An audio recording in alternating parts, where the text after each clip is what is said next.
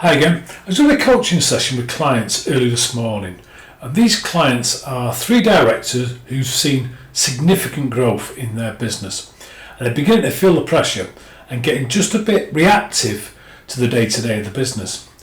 So we delved into their accountability chart. Now, for those of you who don't know, an accountability chart is a much better version of an organisational chart or an org chart.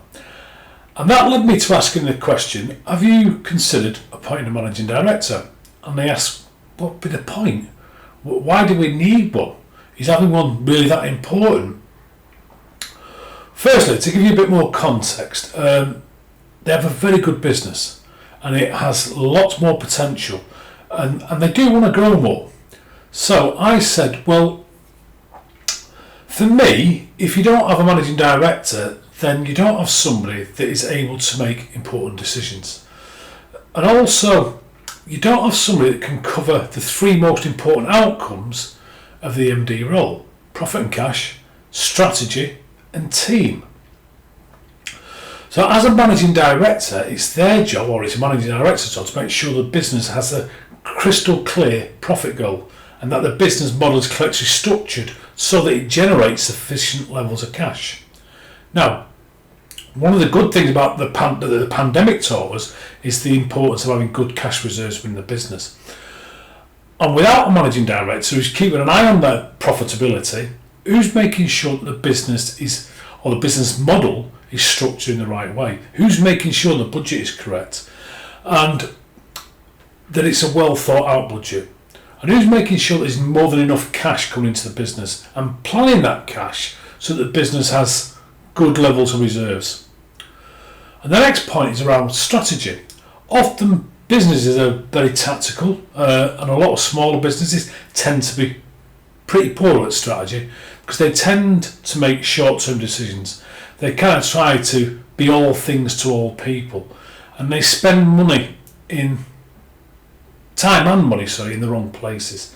And if you don't have a clear strategy, or if that strategy isn't being communicated and understood by everybody in the business, then you run the risk of going the long way around instead of a simple way of getting from A to B.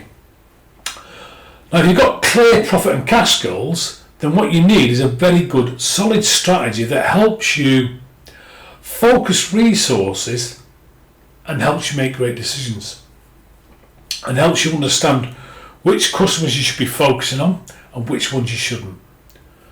Next, we've got to think about team. If you don't have a managing director, then you don't have somebody that's taking overall responsibility for ensuring that you've got an effective management team or senior team within the business. And managing director is there to ensure that you have the right people on the bus and they're all sat in the right seats.